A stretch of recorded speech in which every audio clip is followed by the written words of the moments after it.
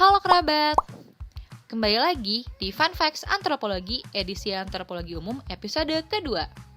Pada kesempatan kali ini, kita akan membahas mengenai mata kuliah yang dipelajari di jurusan Antropologi UB yang jarang diketahui oleh masyarakat luas.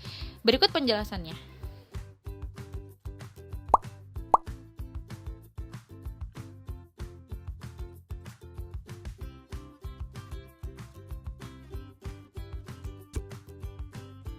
Yang pertama, ada mata kuliah teori-teori antropologi.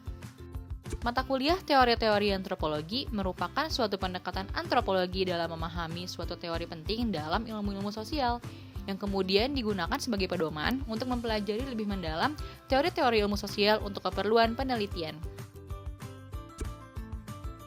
Yang kedua, ada antropologi museum. Mata kuliah antropologi museum merupakan suatu pendekatan antropologi dalam memahami fungsi mendalam dari museum. Museum dianggap bukan hanya sebagai sarana edukasi dan rekreasi saja. Dalam mata kuliah ini juga dijelaskan bagaimana cara mengelola dan cara kerja museum secara lebih mendalam. Selanjutnya, ada struktur dan organisasi sosial.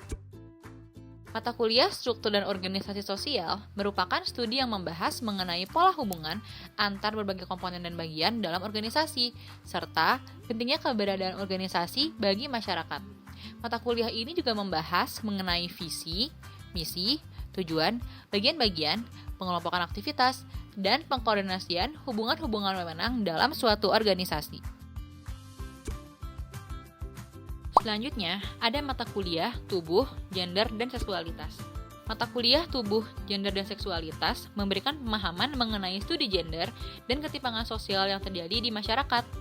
Membahas mengenai perbedaan jenis kelamin dan pengaruhnya dalam kehidupan sosial, menelaah kebutuhan dan hak asasi manusia, serta bagaimana pemaknaan tubuh sangat berperan terhadap bagaimana individu dan kelompok diperlakukan oleh masyarakat.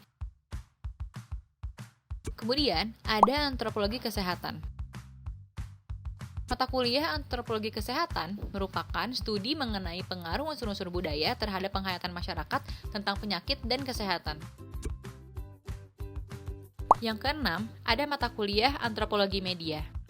Mata kuliah antropologi media merupakan suatu pendekatan media massa yang berkaitan dengan budaya, seperti akulturasi, difusi, dan globalisasi. Selanjutnya, ada mata kuliah etnofotografi dan videografi.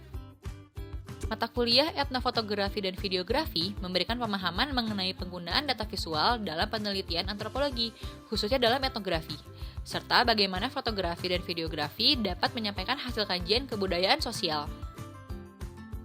Nah, yang terakhir, ada mata kuliah antropologi pendidikan.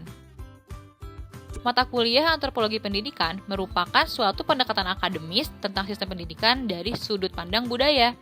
Antropologi pendidikan merupakan generalisasi tentang manusia dan perilakunya ketika berhubungan dengan fakta pendidikan.